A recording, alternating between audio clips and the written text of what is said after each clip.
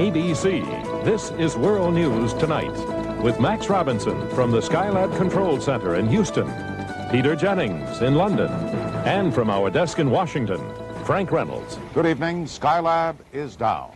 And here is the spectacular sight seen by some Australians in their night sky as the splendid space station that spent its life in the realm of the stars plunged into the Indian Ocean.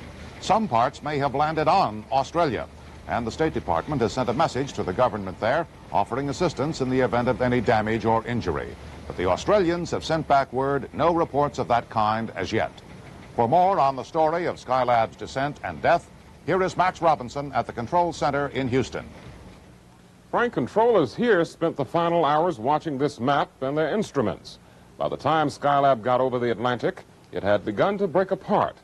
The map position shows the last radio contact about 12:15 this afternoon Eastern Time.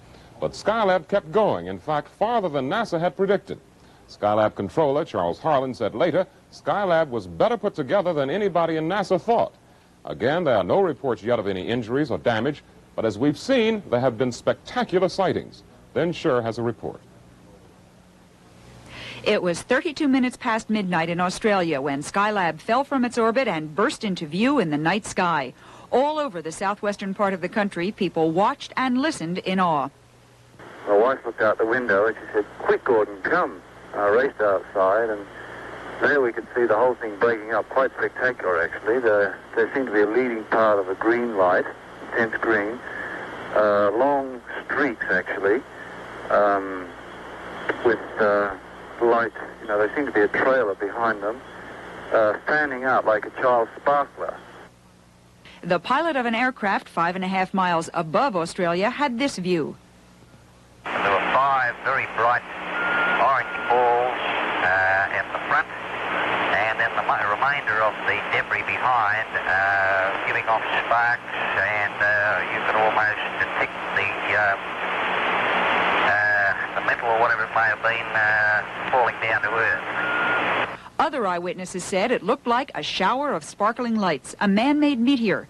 And in Perth, a still photographer froze the image on film of what still another had described as a train in the sky. Lynn Scher, ABC News. NASA scientists had calculated that one last maneuver would put Skylab into a safer reentry path, avoiding land. Science editor Jules Bergman explains what they did and the results they got on Skylab's final orbit.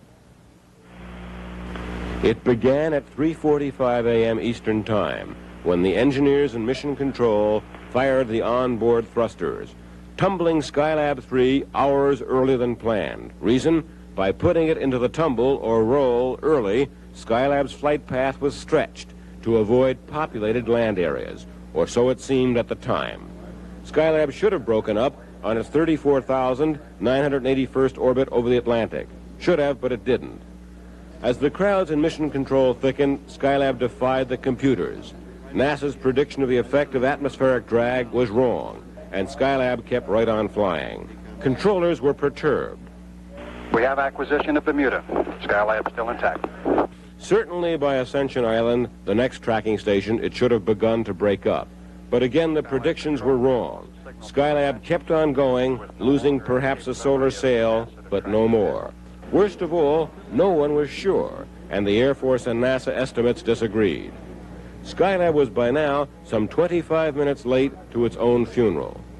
It sailed on down the Atlantic in low orbit, but still in a kind of orbit, its very own orbit, and refusing to pay attention. Finally, Skylab gave in to the laws of gravity, dumping down over the Indian Ocean, its 4,000-mile-long footprint reaching to Australia. Man's first space station was now at rest beneath the Pacific. This is what fell. Most of it burned up when it re-entered the atmosphere, but this is what it looked like when it was all together. But if the controllers hadn't ordered the tumbling maneuver 3 hours early, it's possible that Skylab would have flown clear around the world and hit the United States. Jules Bergman, ABC News at NASA Mission Control, Houston. And so Skylab's mission is over, some 6 years and 874 million miles after it began. When they were sure the space station was down, controllers 1 floor above me here at the Johnson Space Center cut a cake to celebrate its landing. It had been a long assignment. Later in this broadcast, we'll have more on what Skylab accomplished. ABC's World News Tonight, brought to you by New Liquid Dentrol, the new liquid denture adhesive. New Liquid Dentrol, the denture adhesive you can love. Introducing things denture wearers hate about denture adhesives. I hate the grit. I hate the taste. I hate the goo. Introducing one thing you're gonna love. New Liquid Dentrol. Dentrol, a remarkable new liquid adhesive, helps